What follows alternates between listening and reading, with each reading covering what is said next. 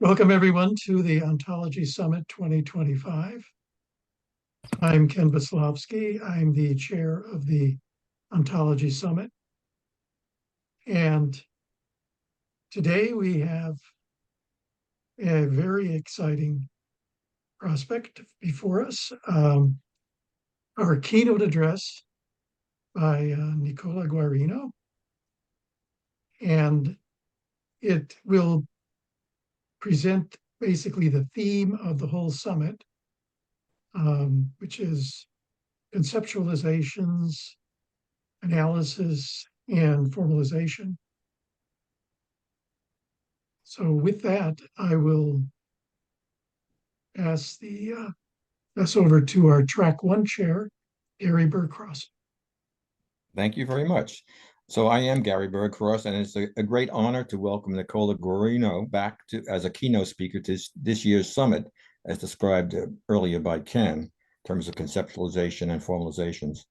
Nicola is a familiar face and name to many of us here at the Ontology Forum, and justifiably called one of the founders of the modern field of ontology. He was a principal contributor to our first summit in 2006, along with two others of our track one speakers, Michael Griniger and Barry Smith, who are here in subsequent weeks. In those early days, Nicola helped many of us understand what is an ontology, and he has an article to that effect a little bit after the first summit. And it is humbling to recall that his contributions to this field go back a decade or more earlier than that. For example, his Formal Ontology and Information Systems, quote unquote, article in '98, I believe it is, now has over 7,000 citations. So it's a key aspect. And we'll be hearing some things about those ideas that was expressed way back then. We're going to hear that in the keynote, I believe, and what's new.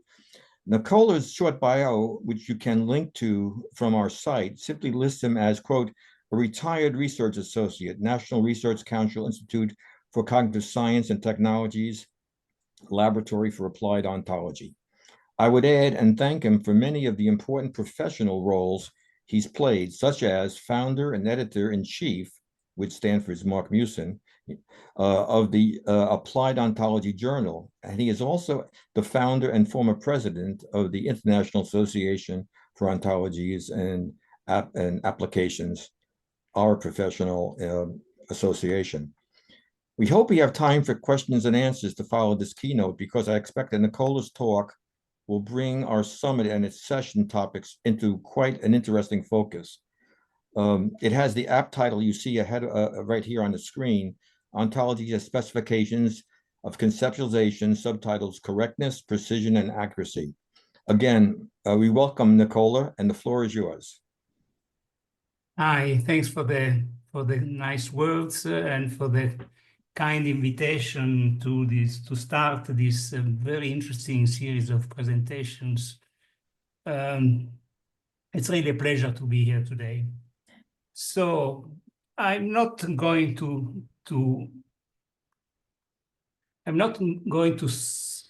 present much new stuff today. Basically, the idea is to recap the relationship between ontologies and conceptualizations, and to revisit a little bit these notions. First of all, let us clarify a couple of terminological interpretations of the word ontology. There are, of course, philosophical ontology. There is ontology as a philosophical discipline, which may be described as the study of what there is, being, qua being.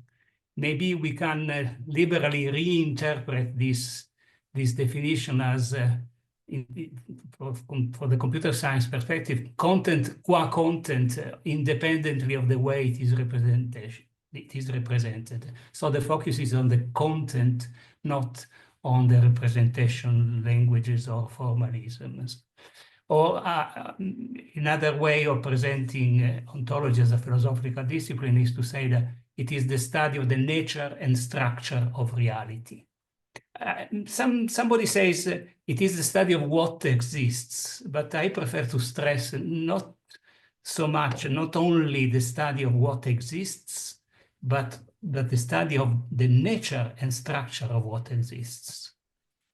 This is the philosophical side. So, and if you use the word ontology as in a countable sense, you can number various philosophical ontologies as different structure systems of entities that are assumed to exist, organizing categories and relations. So there are the philosophical ontologies.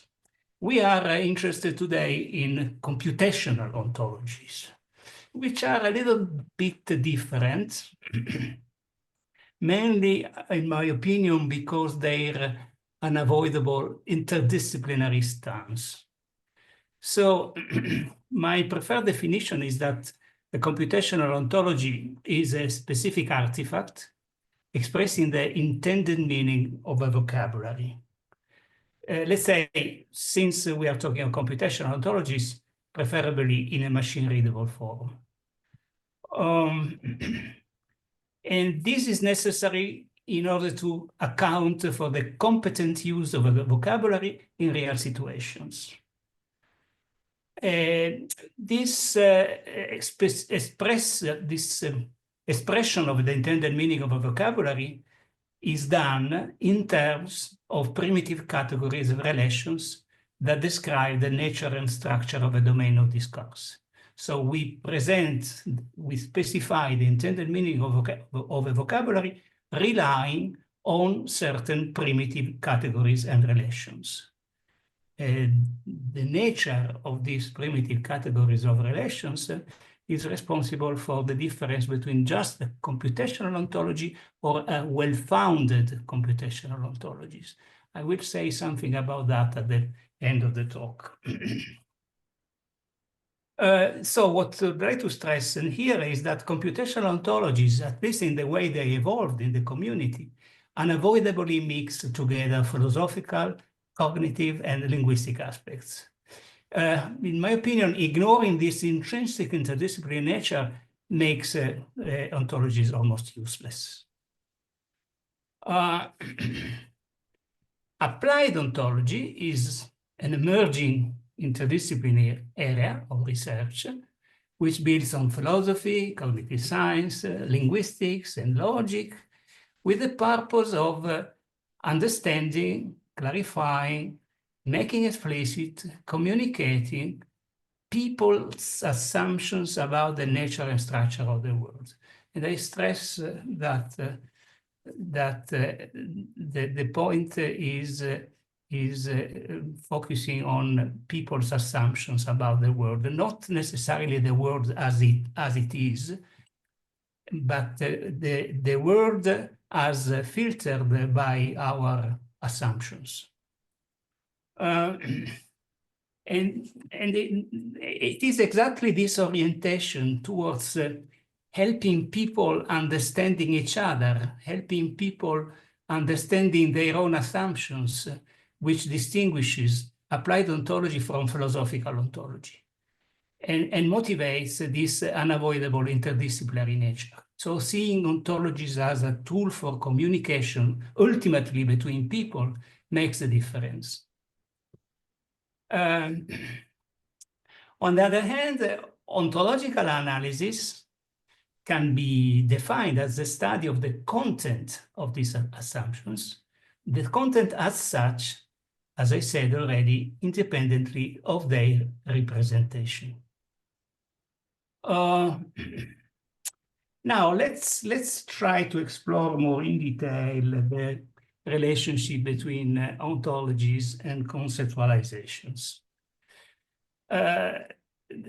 Maybe the most cited paper in our community is the one by Tom Gruber in '93, who proposed the definition of ontology according to which ontologies are explicit and formal specifications of conceptualizations.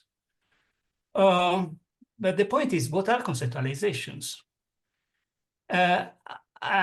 In Tom Gruber's paper, he refers to a notion of conceptualization proposed in a book on the Formal Principles of AI by Geneseret and Nelson in 1987. According to them, a conceptualization is a tuple D, R, where D is a domain, and R is a set of relations on D. Okay? A set of extensional relations of D. Okay, the very mathematical notion of relation, a set of tuples on D, involving elements of D. This is the notion of conceptualization which Tom Gruber refers to. And together with my colleague Daniele Giaretta in 1995, I proposed a different interpretation of this notion of conceptualization in order to account for the intentional, with the S, intentional nature of these relations. So, according to this paper, a conceptualization is a tuple DWR, where W is a set of possible worlds which may be understood as simply as states of D, states of the domain of discourse, arrangements of the elements of D. And R, this fancy R, is a set of intentional relations of D, on D, which are understood as functions from W into extensional relations on D. The difference between an extensional relation and an intentional relation is basically the fact that an intentional relation is a function from a particular possible world, assigns for a particular possible world a specific extension of the relation. And this is the move, basically the move proposed by Carnap in order to capture the notion of concepts.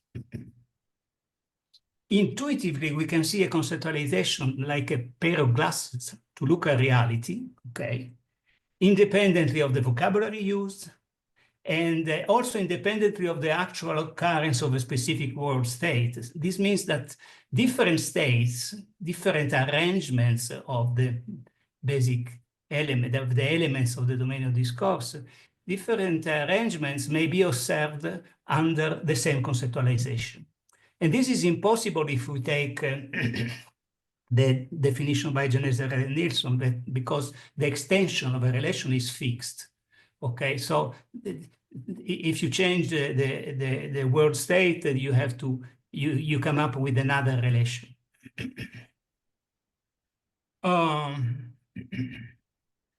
Therefore, in the light of this new definition of conceptualization, we can keep Gruber's definition, okay, only if we assume that, first of all, relations are interpreted intentionally and not extensionally. And second, since a conceptualization is independent of the vocabulary used, while the definition I proposed in the previous slide, the ontologies is there to specify the intended meaning of a vocabulary, okay? So we have to put the vocabulary somewhere. We may understand that when you specify a conceptualization, this specification also includes the vocabulary to talk of it, okay? So a conceptualization per se is independent on the vocabulary, but the specification of a conceptualization, we may assume it also includes the vocabulary used to talk of it. If we borrow these two provisos, then we can stick to Gruber's definition of ontologies as explicit and formal specifications of conceptualizations. So with these adjustments, basically Gruber's definition and my own definition may be equivalent.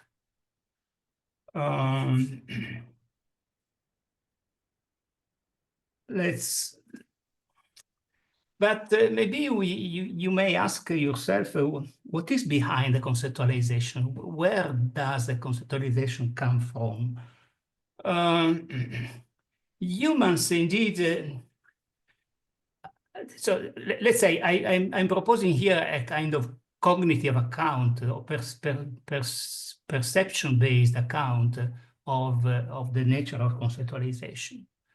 Humans isolate relevant invariances from physical reality. You may think maybe of physical reality as a field, okay, quality distributions, something like that. We extract from this our exposure to reality, we extract invariances on the basis of perception mechanisms, which in part result from evolution, cognition, cultural experience, and partially maybe depending on language. We extract invariances. And we can, let me introduce the notion of presentation, okay? Presentation can be understood as an atomic event which corresponds to the perception of an external phenomenon. Presentation is an atomic event of being exposed to the external world, okay? This external world basically interacts with us by a number of stimuli to our perception mechanism, okay?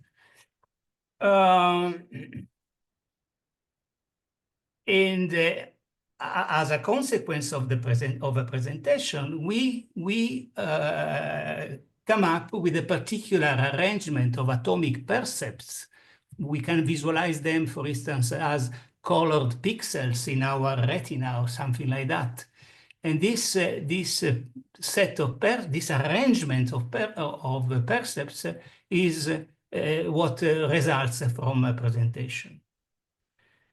This can be also understood as a word, a particular arrangement of percepts. From these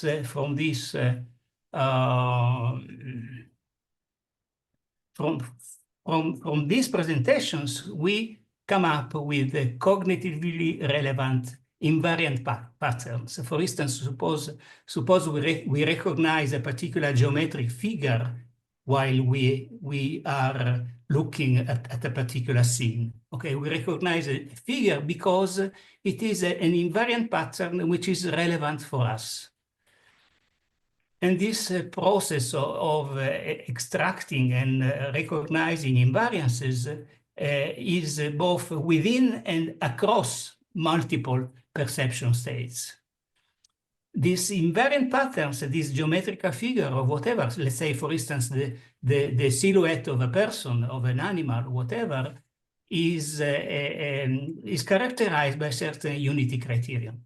Basically, we recognize physical objects, probably by means of a certain innate mechanism resulting from evolution.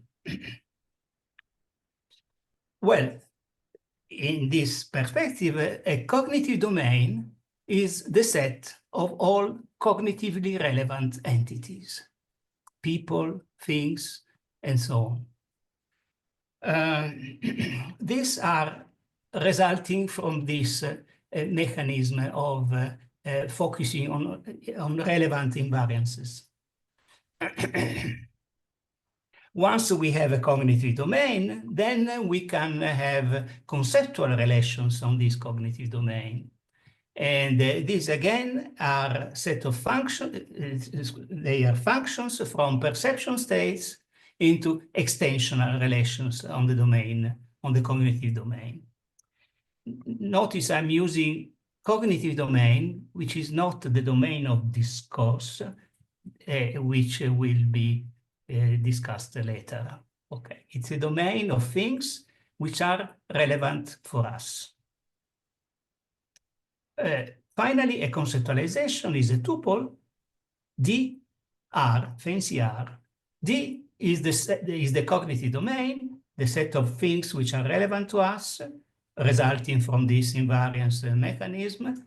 And R is a set of relevant intentional relations involving the elements of D. let me present you a picture which has been presented multiple times now. There is a reality. There are phenomena of reality. These are the things studied by physicists, astronomers, chemistries, and so on. Okay? We are exposed to this phenomena through presentations, okay? And each presentation results in a certain pattern of percepts. From this, we extract relevant invariants within and across presentation patterns. The result is a conceptualization, namely a couple consisting of a domain, the cognitive domain D, and the set of conceptual relations, fancy R. Now the point is communicating with people, talking about a conceptualization. So if we use a particular language, for instance, a logical language, for talking about a conceptualization, then this means that this language commits to the conceptualization.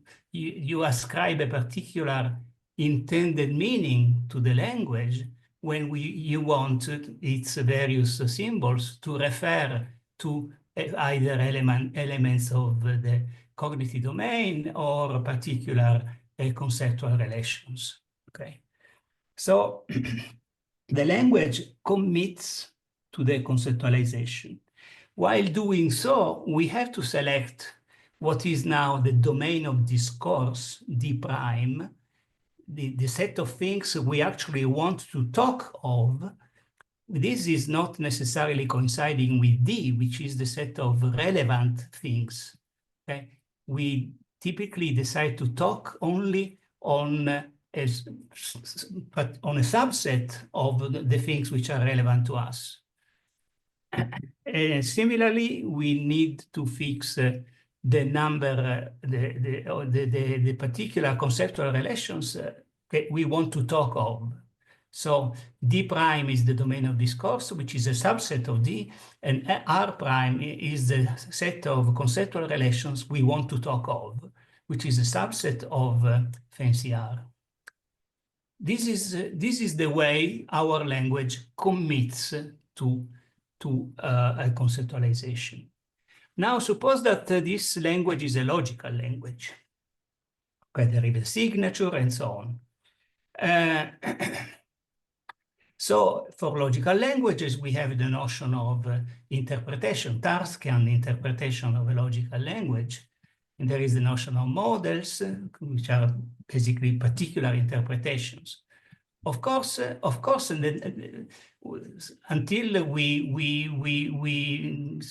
before we start putting axioms in our theory, the set of possible interpretations of our language is used, okay? In gray, this gray circle is the set of all possible models of our language with refer to the particular intended domain of discourse, D prime.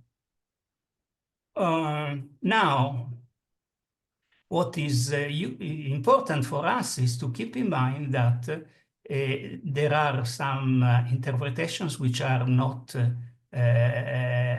intended according to our commitment. Okay, we only what we are concerned with. What we are concerned with are the so-called intended models. So those models which are consistent, coherent with the ontological commitment. So these are the intended models for that particular conceptualization and for this particular choice of the domain of discourse, D prime. Unfortunately, the point is how to capture these intended models. The only way to do that is by adding what are called meaning postulates, axioms which restrict the number of possible interpretations of the language in order to capture the intended ones. Okay, and this is indeed the role of an ontology. An ontology can be seen as a number, as a theory, a logical theory, list of meaning postulates which constrain the interpretation of our language according to its ontological commitment towards a particular conceptualization and so on. Okay. So here in the figure, the blue circle is the set of models admitted by the ontology, which ideally should coincide with the models admitted by the conceptualization, the intended models. But in general, this is not the case. Maybe we just don't know how to really restrict our interpretations by means of axioms, by means of meaning postulates, or we are just being lazy, or maybe we made mistakes. So what's important is the relationship between the set of models admitted by the ontology and the set of intended models. If, for instance, if we do things wrong, okay, it may happen that the models admitted by the ontology do not really cover all the intended models. This is an example of an ontology which is bad. Now, let me explore more in detail the relationship between the admitted models by the ontology and the intended models. And here there is the opportunity to introduce some measurement, some way of some dimensions to evaluate the quality of an ontology. We say that an ontology is precise. We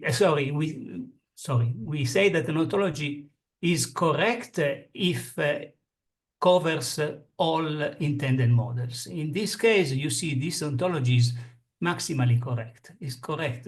No intended models is outside those models which are admitted by the ontology. The precision refers to the degree according to which the admitted models coincide or not with the intended ones. We may see that in this picture, intuitively, we say that the precision is high because you see the difference between the ontology models and the intended models is not that strong. This is an ontology which is less good, less precise, because there are many models which are admitted by the ontology and still they are not intended.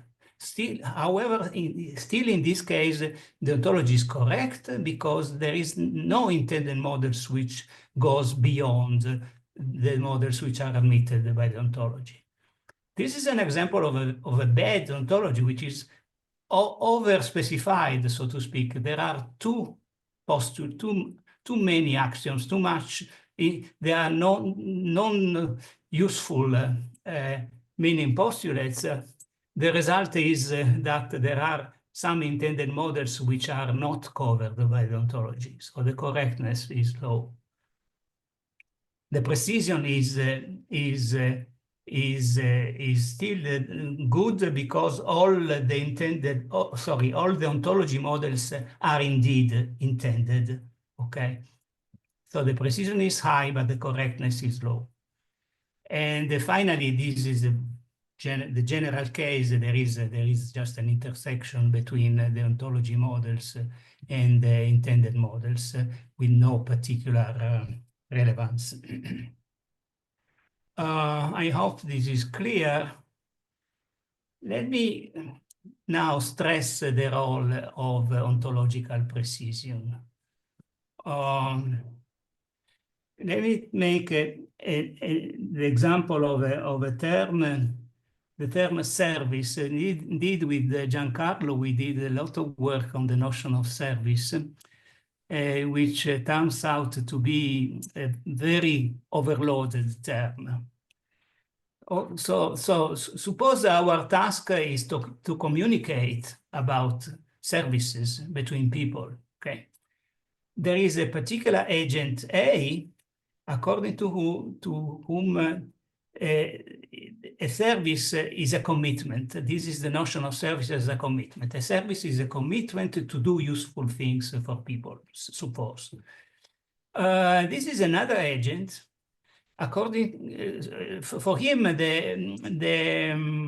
service is an action, okay, not a commitment to do things, but the actual action of doing things is a service, okay. These are two plausible interpretations of the same term service, which of course are incompatible, okay. Indeed, the corresponding intended models are disjoint, so there is no way to agree on something common. Suppose, however, that these agents develop their own ontology. For instance, these are the ontology models of agent A, and this agent is a bit lazy. He produces a very lightweight ontology. So you see the precision is not very, is pretty low, because there are a lot of models which are admitted, but they are not intended. Suppose now that agent B does the same, okay? He's also lazy, okay? Also, his own ontology is imprecise. Suppose, just to stress the risk, suppose that these two ontologies, the two ontology models overlap. Logically, this means that there is a common agreement, okay? There are certain situations which are labeled as services, both that by agent A and by agent B. But this is not what is intended. Maybe they believe they can communicate. They believe they can work together on this basis. And after a while, they realize that catastrophes occur. Because this is what I call the area of false agreement. They believe they agree, but they are not in agreement. Bad things, an airplane may crash because of that. So this is why it is good to develop ontologies which are more precise. Just by adding a couple of extra axioms, they may come up to a situation where they more or less circumscribe their intended models without risking of having a false agreement. Okay.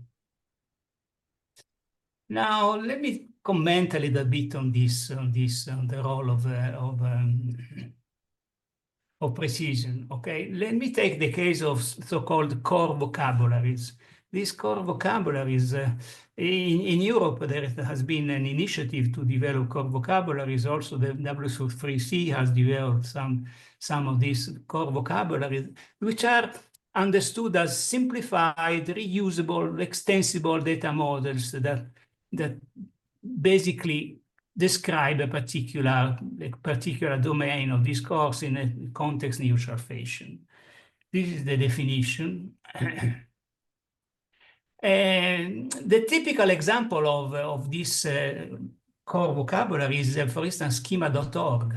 Okay, schema.org is deliberately underspecified to favor reuse.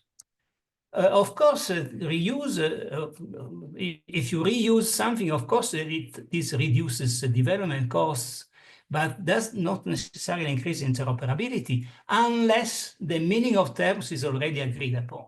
In other words, to reuse schema.org, you have to already understand the meaning of terms. If you do it this way, that's fine.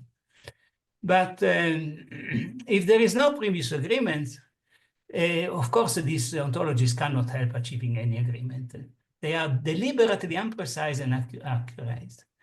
Okay, so under-specification results in more reuse, but it is not recommendable because it results in less interoperability. Okay, for instance, take the example of the mechanical example. Okay, the bolts and nuts. Of course, they, in order to interoperate, they need to be super specified, not under specified. So under specification is really against interoperability, although in principle it may favor reuse. Okay, I'm going to talk for another 5-10 minutes maximum. Now let me introduce another dimension to evaluate the quality of an ontology when precision is not enough. Okay, suppose you wanted to develop a tiny ontology of the English preposition on. Okay, on taken as a binary predicate is a relation which says whether two things are related in a particular way. Suppose we are in the domain of blocks. We only have 3 blocks in our domain, and we have to specify what does it mean for a block to be on another block. You start thinking a little bit about the meaning postulates for this binary relation on, and you realize that on is asymmetric. Okay, if x is on y, then it is not the case that y is on x. Fine, this is a good axiom. And then maybe you come up with another axiom stating that on is anti-transitive. These are therefore the models which are excluded. Okay, it is excluded the model where A is on itself, and it is excluded the model where C is on A, B is on C, and B is also on A. Okay, and maybe now we start thinking hard whether maybe we need some other axiom, but altogether this ontology seems rather precise. The point is that when you consider actual examples of situations, actual real-world situations where a block is on another block, okay, for sure there is this case, this easy. But what happens where, for instance, the 2 blocks touch each other on a corner? Okay, this is not a case of on, but the ontology doesn't say anything about that. What about the situation where there is a spatial gap between C and A? Okay, in English, on requires contact. Maybe in Italian there are. This is not necessarily the case. But the point is that these are indistinguishable situations according to the ontology we have written. So the ontology is precise since non-intended models are excluded, but the rules for the competent usage of this preposition in different situations are not captured. This is the problem. So precision is not enough for a good ontology. What are the reasons for this inaccuracy? Okay, the point is in the difference between the logical notion of model and the ontological notion of situation. Okay, there is a collapse in a sense of different situations may be represented by the same models. There is a mismatch between the cognitive domain and the domain of discourse. In other words, there are not enough entities in our ontology. We only have a domain of discourse which is limited to blocks. So there is no way to talk of the gap the spatial gap between two blocks. There is no way to talk of the geometry of blocks in order to avoid the case where these blocks touch by the corner. Okay? We do not have enough entities in our domain of discourse to really capture the real world situations. Similarly, maybe we do not have enough primitives, enough relations to talk of real world situation. We have only the on relation. Maybe we may need a contact relation. Maybe we need a location relation accounting for the relationship between a block and its regional space. So capturing all intended models is not sufficient for a perfect ontology. Okay, so we have a precise ontology where non-intended models are excluded. We have an accurate ontology where non-admissible situations, or possibly counterexamples, are excluded. So again, the notional model is logical. That of a situation is ontological. Okay, models are not enough. You have to look at real-world situations. And okay, just a few words now clarifying the relationship between ontologies and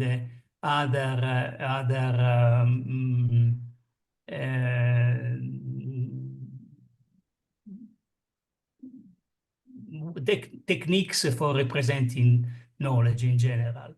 We have data models, conceptual model, knowledge representations, and finally computational ontologies. What's the difference between them? To me, data models encode knowledge about the world in order to easily and efficiently access it. Conceptual models focus on the understanding and communication. They describe some aspect of the world for the purpose of understanding communication. Knowledge representation encodes knowledge not only in order to easily and efficiently access it, but also in order to generate new knowledge by means of inferences. Computational ontologies characterize the language used to talk about the world, focusing on the reduction of ambiguities and misunderstandings. So in particular, both knowledge representations and computational ontologies use axioms, but the role of axioms is different because in the first case, the axioms are there in order to allow for inferences. In the other case, the axioms are there in order to avoid misunderstandings and reduce ambiguities. So as we have seen, when we pass from a knowledge representation to an ontology, maybe you may want to expand the domain of discourse and the vocabulary.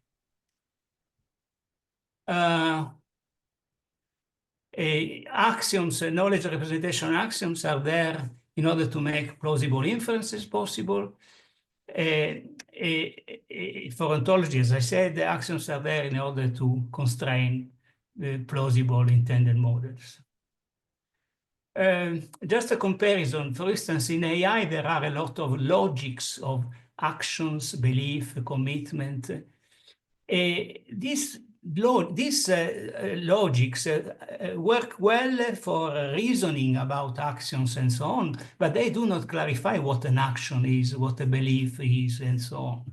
So this is the difference between a logic of action and an ontology of action. An ontology of action has to account for what is the nature of an action, what is the nature of a belief, and so on. Finally, I'm checking time, okay. And coming back to the main role, main use of ontologies for semantic integration, there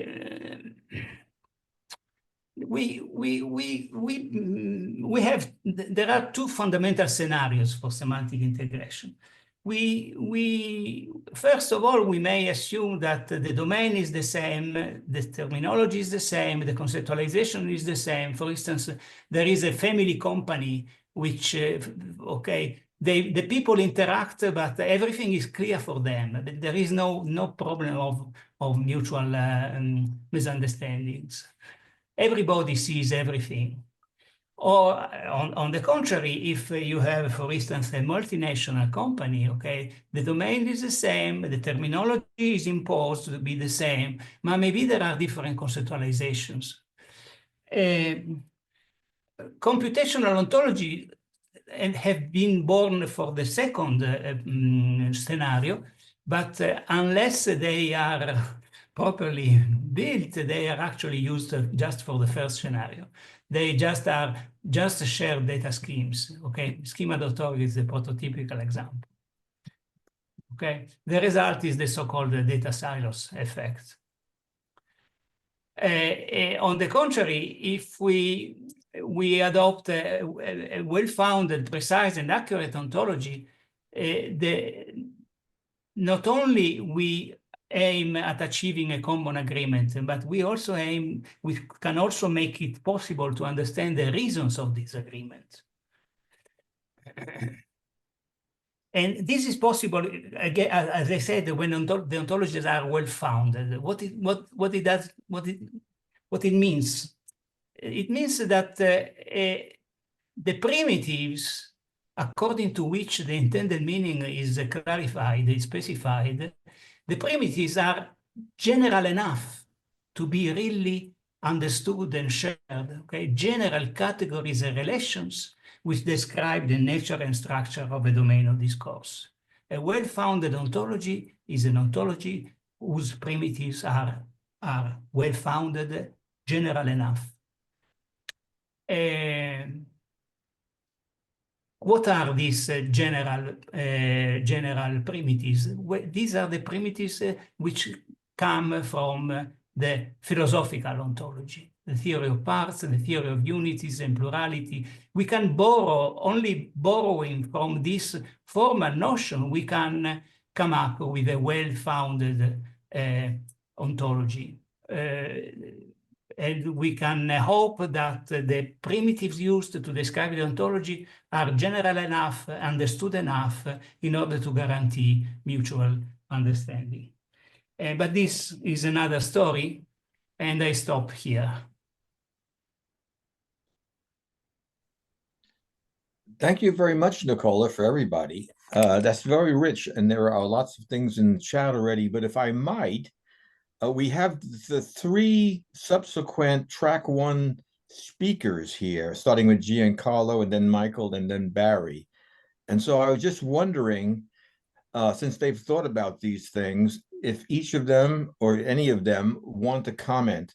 It could be in terms of points of agreement and that they will perhaps follow up and expand on. In Giancarlo's case, for example, I know Michael's worked on the spatial area very well. So why don't I let those people have an opportunity first, and then we'll turn to the chat and other people who raised their hands.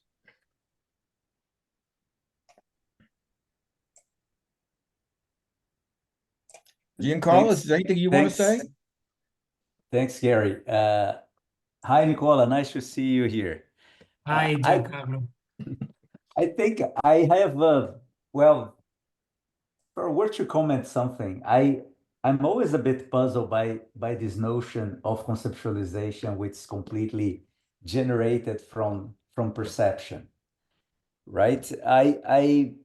I was wondering, what is the role of you mentioned a little bit about innate things. I was wondering about the role of innateness there. So what in your opinion are these categories which are not learned, but which will guide perception and the formation of new concepts? Yeah, in the slide I pointed to evolution. Okay, so certainly some of these perception mechanism are just the result of evolution, depend on the particular perceptual sensory systems we have and so on. So in this sense, they are certainly innate. Okay. But exact boundary between innate things and non-innate things depends. I don't know, honestly. Okay. it seems to me that at least some mechanism for reasoning with identity and unity and individuation and so on Of should be course. innate, right? Of course, we come up with extracting these invariances requires having some kind of individuation and unity criteria, for sure. Thanks. Great, Nicola. I've listened to this story like a million times, but it's always nice. Yeah. And then Michael here. Yeah, so definitely I will be using that rough framework that Nicola presented today with the different bubbles in terms of intended models, omitted models, etc. Because one of the things I'll be talking about will be ontology verification and validation, and that picture really serves as a unifying way of thinking about all of that work. So I think that diagram of Nicola's has been pretty influential, like in a lot of the work that we've done, my students and postdocs have done. So we'll be seeing a little bit more of that when I give my talk. But one question I just have for Nicola. So the another favorite slide of yours is that the slide about the on relation, right? And you have the other two little pictures, right, of one block floating over the other one, and another block just touching on the corner. I mean, the thing there though is that you're right, those are indistinguishable from respect to the axioms, but you are sort of stepping outside into another conceptualization in order to even say that there's a distinction there. And as soon as you sort of admit that there is something that's different about, those two pictures and your kind of other pictures of the intended models, you're implicitly already adding in some kind of relationship. So, like you said, there's a gap between the two blocks. Well, just to describe that scenario, you had to introduce a new term called gap, and now you can then start saying, okay, well, what does it mean for there to be a gap, right? And you could say, oh, well, maybe there's this kind of height relation, and on is simply like the kind of the next thing that's above, right? Right. So there's an above relation, effectively. But my point being, as soon as you say that this is a scenario, a picture that is I don't want, yet it's indistinguishable with respect to my current signature, you're already introducing new elements into the signature just to say that there's no distinction. Yes, my view is the following. You start writing an ontology, okay? You focus, for instance, just to point to one aspect, you focus to the algebraic properties of the relations and so on, you come up with some axioms, fine. Now, please consider actual examples and counterexamples, okay? Look at the world. And you will, in this case, you will realize that there is a counterexample which you cannot account for. Of course, as soon as you look at it, you start seeing things you didn't consider in your ontology because of basically the limitations of the signature and the limitation of the domain of discourse. Okay, and then as you said, I noticed the gap. Well, okay, maybe I should introduce some primitive in order to account for the gap. By the way, there are alternatives. Either I can add in the domain, I can add special regions, okay, besides blocks, plus a relation of location between a block and a region. Or another possibility is to avoid introducing regions and just add a contact relation between blocks and so on. You're right. As soon as I consider these counterexamples, immediately I see that there is something I cannot account for. Okay, in a sense,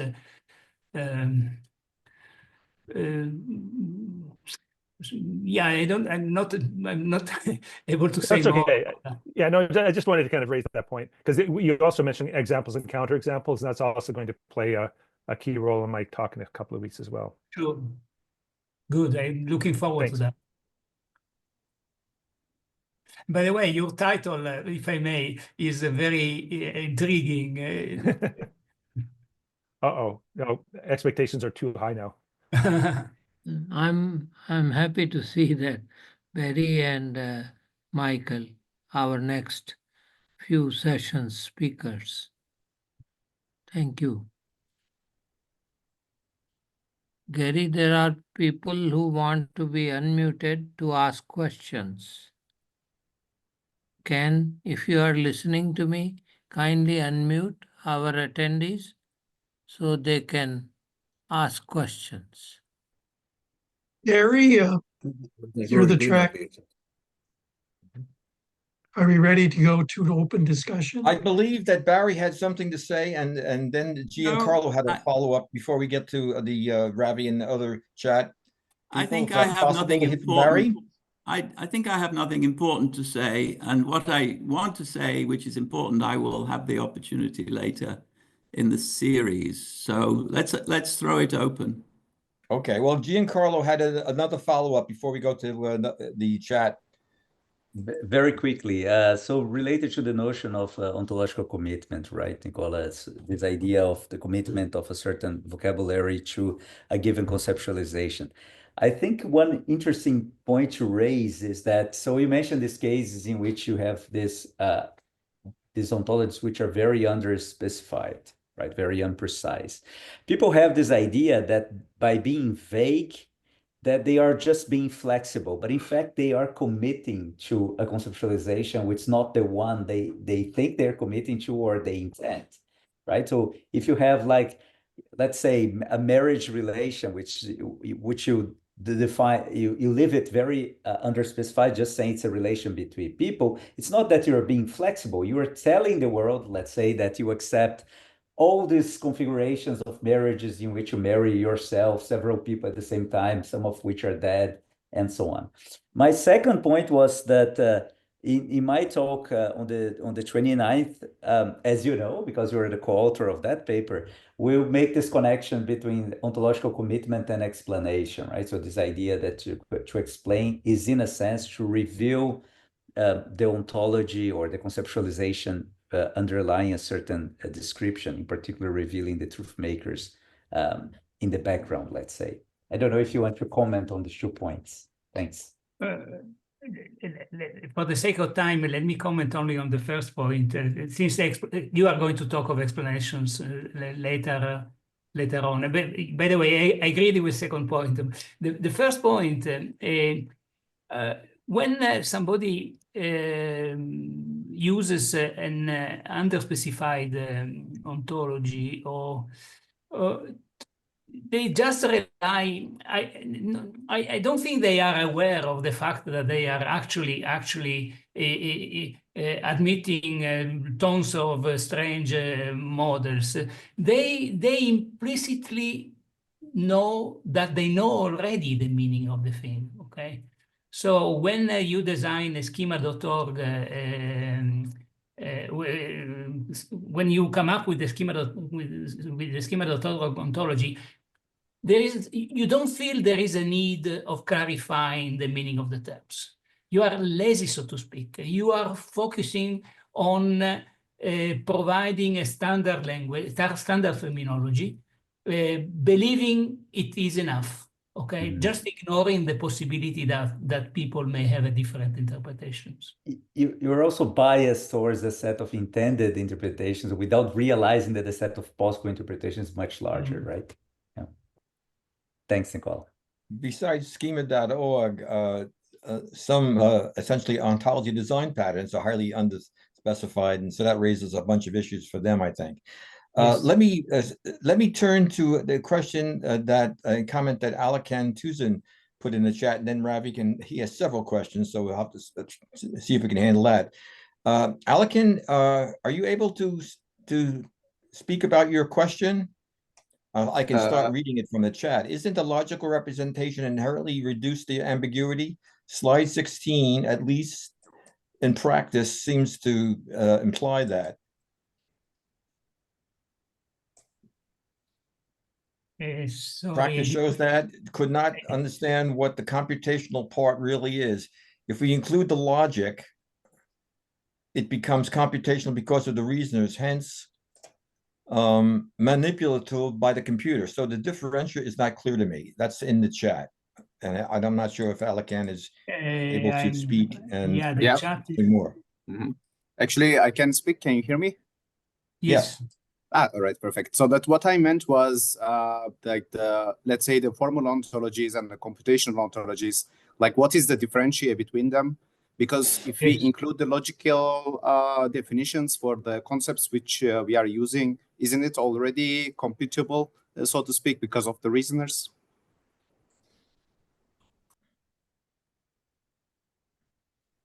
I'm trying to digest your question. Sorry, I'm reading.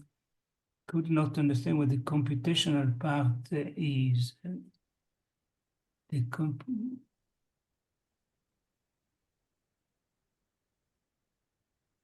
The differencia between, so you don't understand the differencia between knowledge representations and computational ontologies?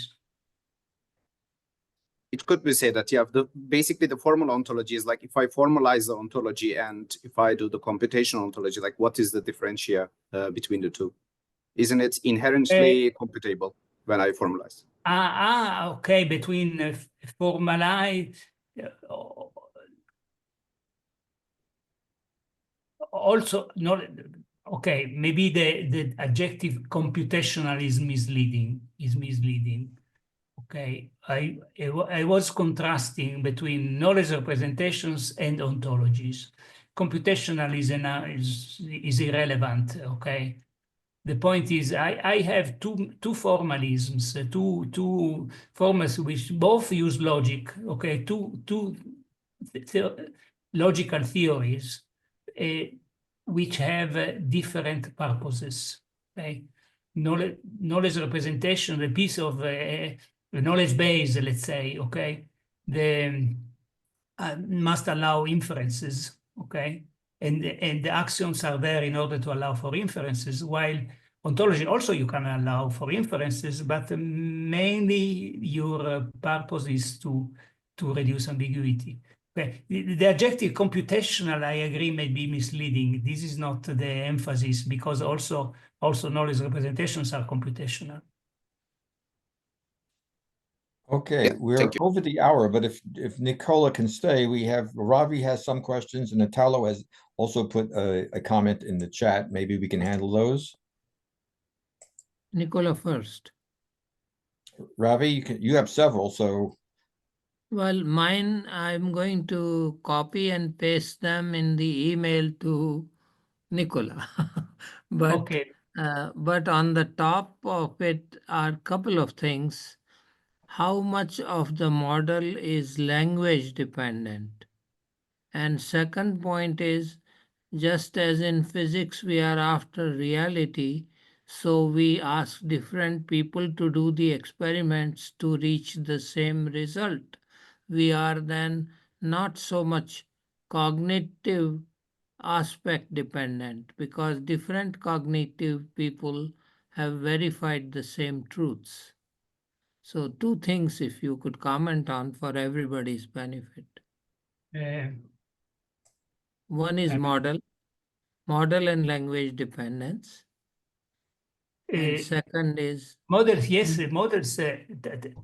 Let's say Tarskian models are language dependent by construction.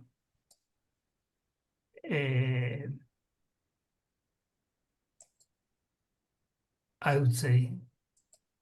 The other question concerning the cognitive. I'm not sure I cast it. So you mentioned experiments. I'm not sure. Suppose we do some experiments in physics. We do them so that if you do them, I do them, or if Gary does them, we all get the same result. So we have taken care of cognitive aspects, variations between three of us or among three of us. So you are saying that in this case, the role of cognition is not that relevant? Well, we should strive at those ontologies that are independent of individual cognition. Yeah.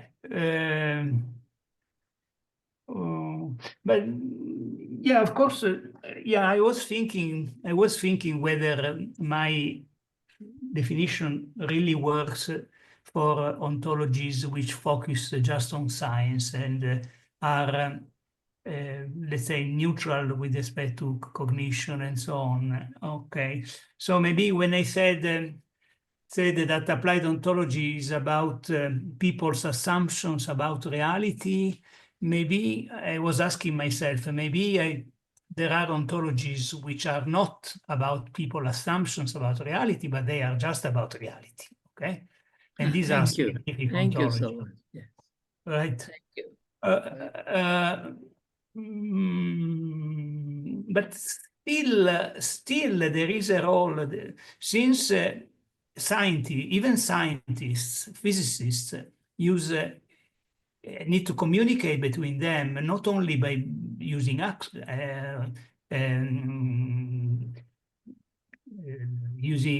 theories, using formulas, but also talking about.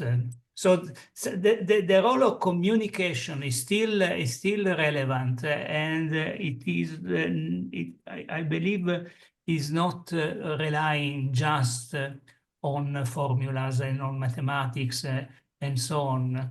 A Polish mathematician and a Japanese mathematician or physicist still require some terminology to Yes. agree each other. Yes, But I anyway, agree. this is a delicate issue. Yes, thank you. Yeah. But taking a sort of a cognitive view, one can say that different people have different experiences, they do different analysis, and they look at different conceptualizations. Therefore, you need communication between people to sort of bring people together, since they're starting from different points based on all of that prior. If you still have time, Nicola, Italo had some points to make, and there's a little bit of an exchange with Michael Grininger in the chat on that. So Italo maybe could speak about his interests and his thoughts. Thank you, and it was a very nice presentation, Nicola. So I would like to know from you, how can we guarantee that a given ontology is closer to the intended models and it rules out the unintended models? So I think that's a big problem in ontology development. I think that ultimately the only thing is to list examples, a counterexample, to collect the pictures, movies of actual real things, real situations where you want to be competent, to use your language in a competent way, and you check, okay, are these examples all captured by the ontology? Are these counterexamples all avoided by the ontology? This is ultimately the only way, I believe. Thank you. Michael Bennett had a comment. Maybe he could just speak, and he's also going to one of the track organizers, track 3, so it might be relevant here. Michael? Thanks, Gary. You're referring to my most recent comment. Just really picking up the point that somebody made about how conceptualization is a very individual, very personal thing. Well, the purpose of formal ontologies, one purpose of them, whether as a standard or within an organization or whatever, is to elevate from the cognition of one person to what is a potential shared cognitive representation that people can agree on. It really all started with Dr. Johnson inventing the dictionary of the English language back in the 17th or 18th century, the idea that you could standardize the understanding so that people could communicate with each other, knowing that the listener knew what the speaker meant. So I was kind of making that point that, yes, all meaning comes from our own qualia and our own building up of conceptualizations based on our experience, but then we share those for communication and for explaining and understanding. So I was kind of really just reinforcing that point, I think. Yes, I agree, Mike. I agree. Let's say using this kind of analysis, ontological analysis, hopefully helps to establish consensus within a community of users. Yes, I very much agree about that. Thanks. Thank you. Of course, this is not easy because we need to share the formal ontological analysis tools. Just to mention one example, mereology is very useful to clarify what you mean by different meanings of part and so on and so forth. But you have to study it before. You have to. Actually, that's a really good point, because to Bobin's point in the chat about aren't shared ontologies necessarily vague, I think we get used to that vagueness in our day-to-day life, and people say, well, I think I know what I mean by A is part of B, and therefore you must know what I mean by A is part of B.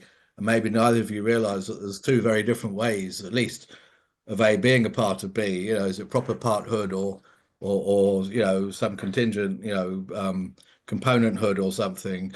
And so the challenge, I think, for communication is that not everybody listening has necessarily formed those discriminators in their own minds for the concepts you're trying to communicate to them. So that does remain a challenge, I think. You know, Todd has raised his hand. Yeah, Todd has raised his hand. Todd. Thank you. Hi, Nicola. I thought One thing that has occurred to me, I do like your talks as usual, but this notion of cognition, which you started your talk with, and subsequent discussion of how you can uncover unintended models and so on, it brings up the point that cognition is not a sort of a linear process. That is, if you talk to different people, their conceptualization may be different than yours. But when you go to do some ontological analysis in the process of developing an ontology with a group of people, I found that others or myself will recognize aspects of something I have experienced but have not made conscious. That is, we have a lot of implicit cognition that may or may not come to the fore when we're developing an ontology. And we need some prompting, such as mereological analysis or unity or identity, will then help us understand what we have experienced but have not consciously recognized. So that I'm talking about cognition is not a straightforward process, or I don't know whether another term to use for it. absolutely, I agree. Of course, it is not. Of course, it is not. Of course, things are facilitated where when the communication is facilitated where the two agents are looking in front of the same scene. Okay, so basically you can point on things, you can interact and so on. Ultimately, you need some kind of anchoring to the reality somehow. But I agree, of course, this is not a trivial process at all, of course.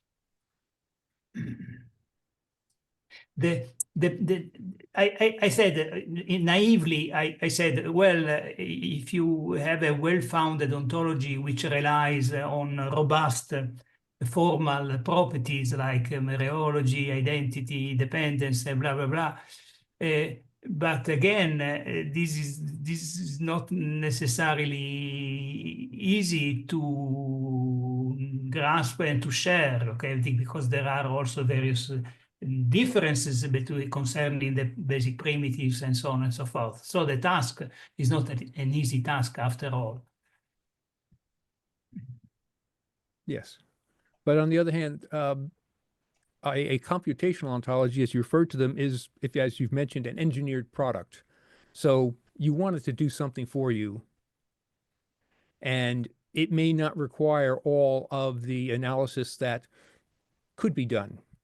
and it will still get the job done for what you need. If you are the So there's a only user, trade-off. though, yes. Yeah, if you are the only user, of course you can be lazy because you know things already. The problem arise when there are multiple people with, as you said, with multiple conceptualizations, multiple knowledge of the formal notions and so on. I guess we could agree that good knowledge engineering and ontological engineering requires thinking about counterexamples of what you're expressing. So you don't get caught essentially building a ontology which lacks some quality and precision. Ah, it's like test engineering. You have to identify the edge cases and run through each of those. Yes. Gary? Are there any other questions? I'm not sure I see any other hands up. I have my hand up. One quick we should question. really get adjourned soon. One We're quick quite one out. for Nicola or anybody is that what is the connection between a good ontology and AI? Nicola.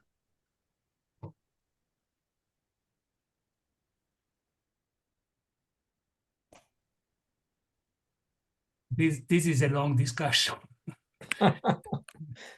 This is a long discussion. Okay, of course. Let's say naively, you can think that a good ontology may improve the results of AI. Okay, they can limit the search space, can avoid strange interpretations and so on. So you can have an hybrid system where you have a symbolic and non-symbolic artifacts cooperating together. There are attempts about that. I'm not particularly expert about this, but I know that there are people really getting some results about these hybrid systems. I don't have much to say. Let's say I'm convinced that it could be of help. Unfortunately, on the other hand, the performance of current large language models and so on is so impressive that maybe people believe they just can rely on them, forgetting any ontology or anything like that. I don't think so, but I do not know much about that. I haven't really been studying these things enough. Thank you. Well, I want to thank you. I want to thank everybody. I want to particularly start with Nicola for a wonderful session here. And the good news is that this is going to continue next week with Giancarlo and on into Michael and Barry. So I'm looking forward to all of those and hope to see everybody next week. Yes, I'm also looking forward to that. We are all tremendously looking forward to next few sessions. Thank you. Thanks, Gary. Thanks to everyone, Nicola. especially See you all Nicola. there. And with that, we will adjourn this meeting. Okay, bye-bye. Bye.